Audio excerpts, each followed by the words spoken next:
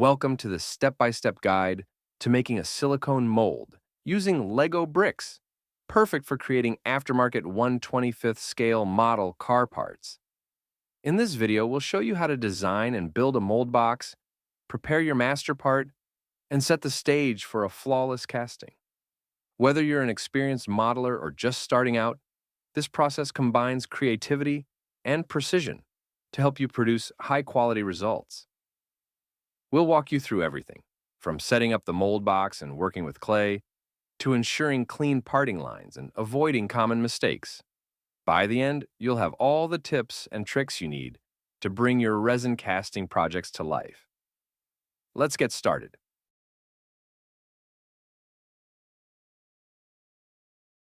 I use Lego bricks to form the mold box, which you may be familiar with, but I also use a brick plate to mount the box for a solid foundation.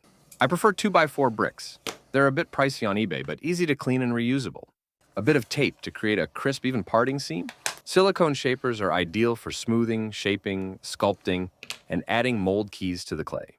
Monster clay is recommended, and their sampler pack is perfect for this application. It's cost-effective and easy to work with.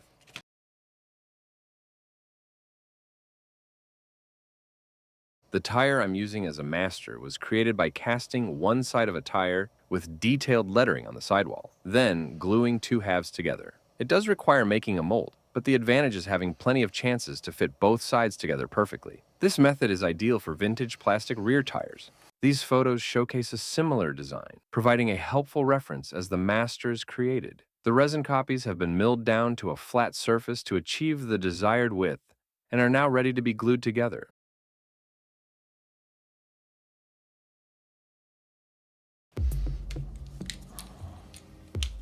Begin by attaching your Lego bricks to the base plate.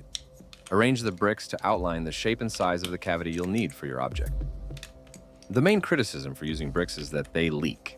Ensure the bricks are tightly connected to prevent any silicone from leaking out during the pour. The extra bricks inside the box are used to represent the area that will remain until after applying mold release to the desired mold separation. However, this step may not be necessary.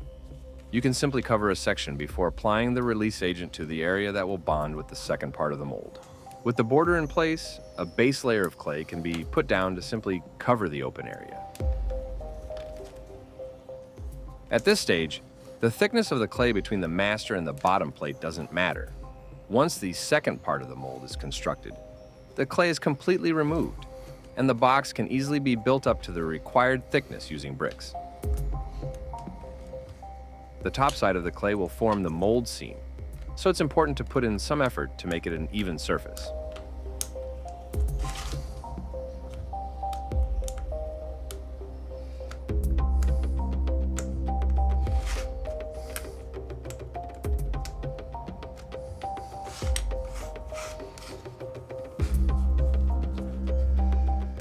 If the part is pressed in directly, it may break, so an inset is pressed into the clay with the back of a brush.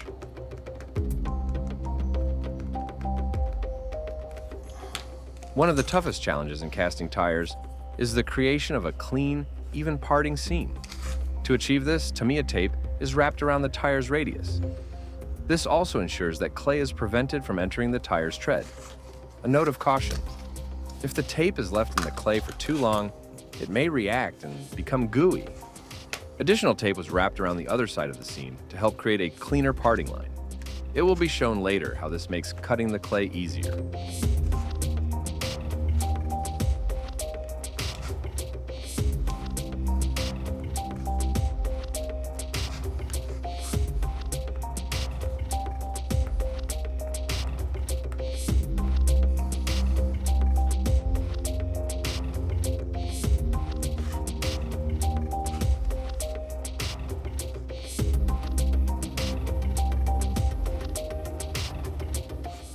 Here, the clay is being carefully built up to the seam between the two pieces of tape. This edge should be thick enough to ensure the mold seams are sturdy and durable. Thin mold seams are more prone to deforming or tearing during use, which can compromise the final casting.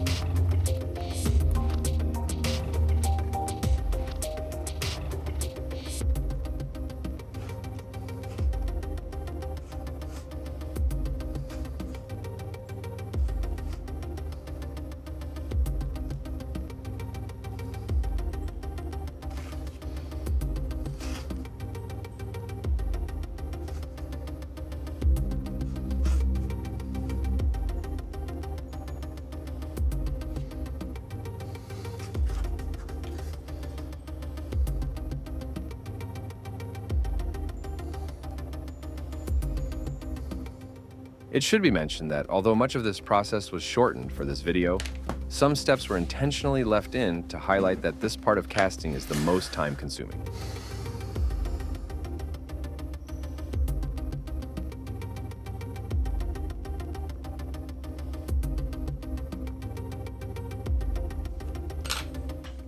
Understanding how to lay out the part, plan the resin's pour path, and ensure proper flow into the cavity is crucial.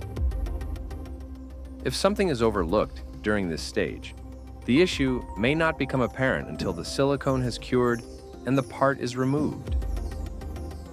Additionally, when pressure casting is introduced, bubbles trapped in the silicone near the casting can result in defects in the final parts.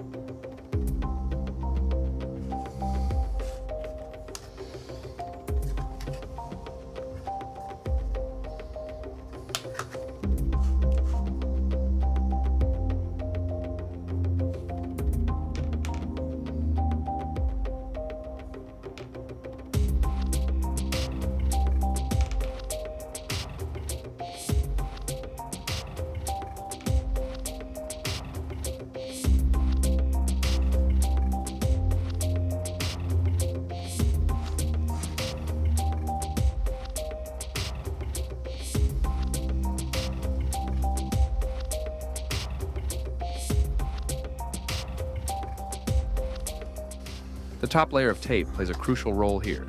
Removing it shears off any excess clay above the dividing line, ensuring a clean, precise part.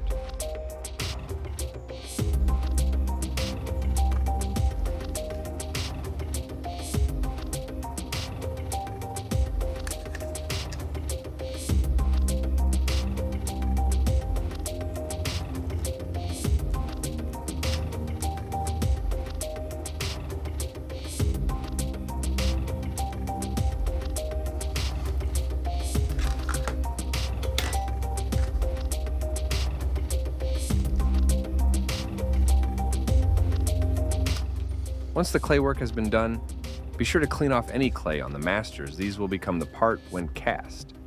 Even small remnants of clay can create imperfections, so take your time to clean thoroughly.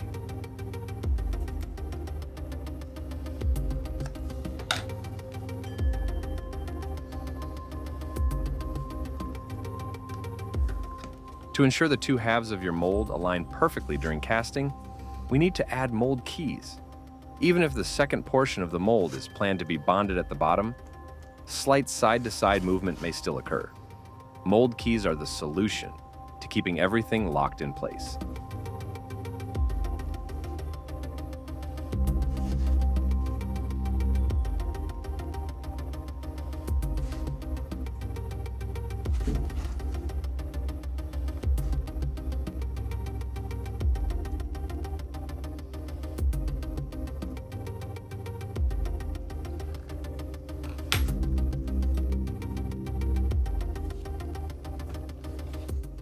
Some blocks were 3D printed to be used as spacers for the mold's fill spout. The flexible resin for these tires tends to trap bubbles, and when pressure is applied, those bubbles displace a significant amount of resin. The larger pour spout ensures there's plenty of extra resin to fill the void.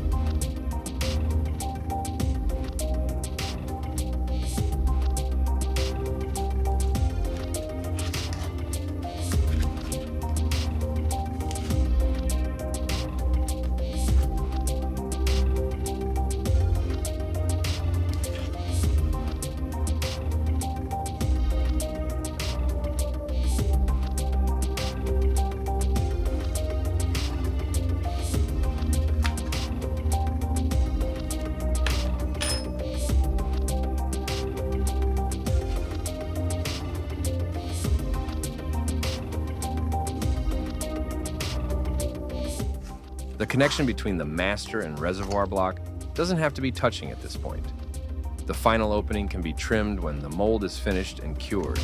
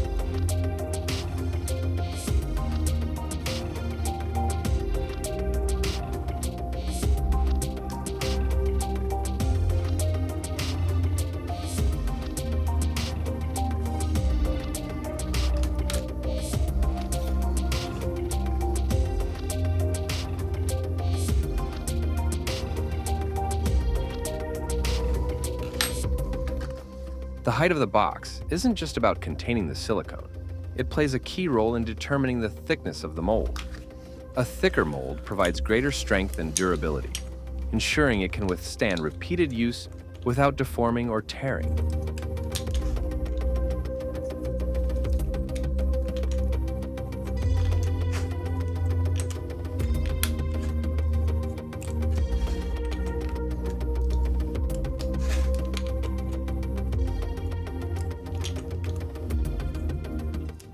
Take your time to double-check the height and structure of your box.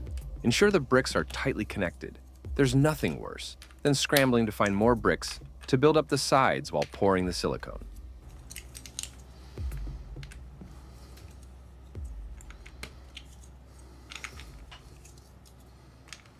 With this step complete, you're now ready to pour the silicone and bring your project to life. Thanks for watching and stay tuned for the next part of this exciting process.